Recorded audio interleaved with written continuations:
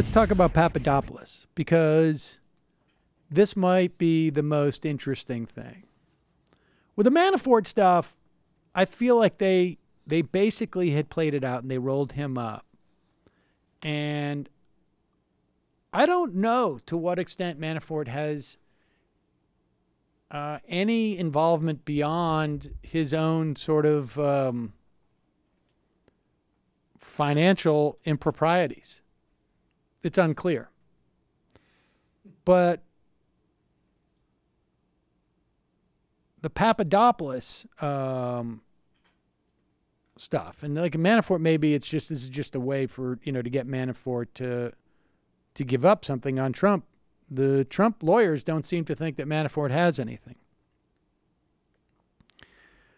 But there was also released was a guilty plea for false statements by this guy, George Papadopoulos. This was signed October 5th. It was unsealed, I guess, or made public today. And this is from Marcy Wheeler. The plea makes it clear that, one, the campaign had as an explicit goal making friends with Russia. Two, a month and a half before the June 9 Trump Tower meeting, Russian handlers had dangled stolen Hillary emails to Papadopoulos. Apparently, there was a ton of, like 20,000 emails were handed over by the Trump campaign. Papadopoulos tried to erase all of his emails. But the thing with emails is... Bit. Yeah, here's the tricky thing with the emails. People got to keep in mind this. When you send an email, there's two copies.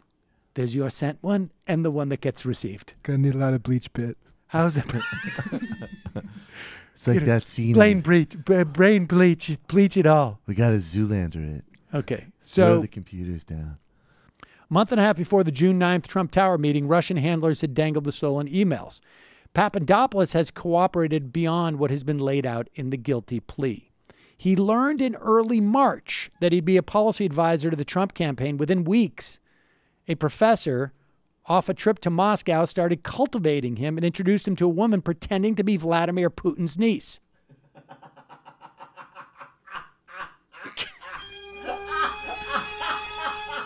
Only the best people. Only the best people. Do you remember when Trump would brag? Wait. Just fucking niece. They're not the fucking... maybe they can help us give fucking Hillary plutonium shots, man. Let's get a meeting with her. Fucking A. Do you remember when Trump was asked, like, do you have any foreign policy advisors? And he would just go like, well, yes. Brilliant guy, Carter Page. And another guy, Papadopoulos. I have a low-level energy trader with an anxiety disorder and connections to Russian intelligence. I have a confused young man with acne who maybe has a graduate degree and is meeting with Putin's niece. So, Okay. yes, the best people. Okay. So after meeting that handler, Papadopoulos attended a meeting with Trump and others where he explained, quote, he had connections that could help arrange a meeting between then-candidate Trump and President Putin. Papadopoulos was to keep the campaign on his loop to outreach to Russia. Okay, now, Marcy Wheeler then, she's tweeting out, a month and a half before the June 9 meeting. Okay, as a reminder, head of Trump's policy team was Jeff Sessions, who last week repeated under oath he knew nothing about collusion. But Jeff Sessions surely, in March 31st meeting at which George Papadopoulos talked about setting up a meeting with Putin. Empty Wheel says, remember how Sessions said he didn't recall discussing emails with Russians? I'm betting he starts recalling awfully quick. Later in this thread, someone else shows Papadopoulos an image from Instagram with the real Donald Trump, Sessions, and others from March 31st. So maybe there was two different meetings at that point, one in which Jeff Sessions wouldn't have attended because so Jeff Sessions is in some big trouble here. It seems Wait, to me. we got a meeting with the Tsar's niece? She might have some information on that goddamn lesbian bitch Hillary Clinton. They might even have information that might help us purge black people I was going to say. rolls. Those Russians are geniuses with technology. What has this got to do with vote suppression? Well, whatever. Yeah, look, I'm happy to meet with the man's niece, but at some point it's got to turn out with some Mexicans getting deported on the other end. So, Eyes on the prize. So Papadopoulos, after learning Russians had emails on Clinton, even before Clinton learned it, so they knew this before this became public, before they were released. Papadopoulos continued to correspond with campaign officials. In response, the campaign decided to send someone low level so as not to send any signal. It turns out Papadopoulos lied about some of it the first time he spoke with FBI on January 27th. For example, he claimed he learned about the emails before he joined the campaign, trying to pretend that he didn't learn about them only because he had just been named top advisor. It's fresh, just this is fresh information. This is Marcy Wheeler's analysis. Papadopoulos must be a fucking idiot because a number of his communications with Russian handlers were on Skype, a PRISM provider. Though he tried to stop using his communications immediately after his second FBI interview, which is a bit too late. Her favorite part of the plea is this last paragraph. On July 27th, defendant Papadopoulos was arrested upon his arrival at Dulles International Airport. Following his arrest, defendant Papadopoulos met with the government on numerous occasions to provide information answering questions. I'm betting the FBI asked him about this detail from a March 31st meeting. Papadopoulos attended a national security meeting in D.C. when then-candidate Trump and other foreign policy advisors for the campaign. This is not in the plea who those people are. Jeff Sessions has got to be feeling a little bit uncomfortable today. The Jews are going to get to me. It's very hot the here. Jews are coming to me. See, I'm a member of a certain secret society. In Washington, D.C., with then-candidate Trump and other foreign policy advisors, when defendant Papadopoulos introduced himself to the group, he stated in sum and substance that he had connections that could help arrange a meeting between then-candidate Trump and President Putin. How awesome is that they're like, you can meet Putin's niece. We have information on Hillary Clinton's that will turn campaign upside down. Awesome. What's your Skype contact? Dude, what's the time zone difference? And this is what Marcy speculates here. Because, I mean, look, everybody's probably read this, 100 times over. Everybody's now like an amateur U.S. attorney. But what they do with these cases is they try and get people to flip. And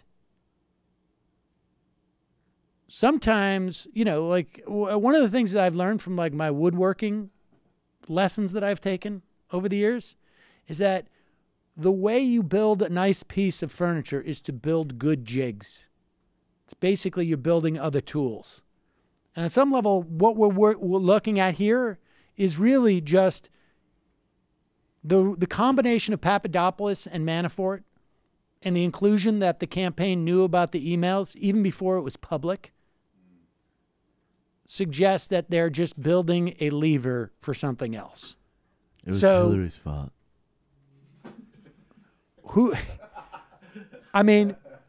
Jeff Sessions could be in big trouble. I don't like him anyways. He's too short. And God knows what Jared and Ivanka, Jared has told them as well. And Bannon. I'll testify against Jared. He took my girlfriend.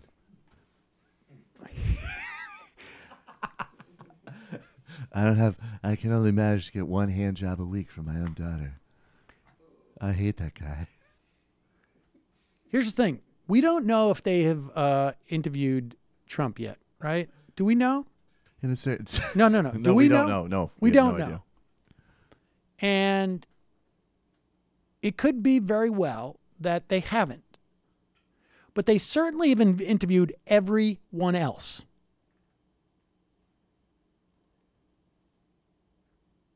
Jeff Sessions was, when did he go before Congress? When was that date that he lied about that? I don't know. He's been before several. No, the most recent time. I mean,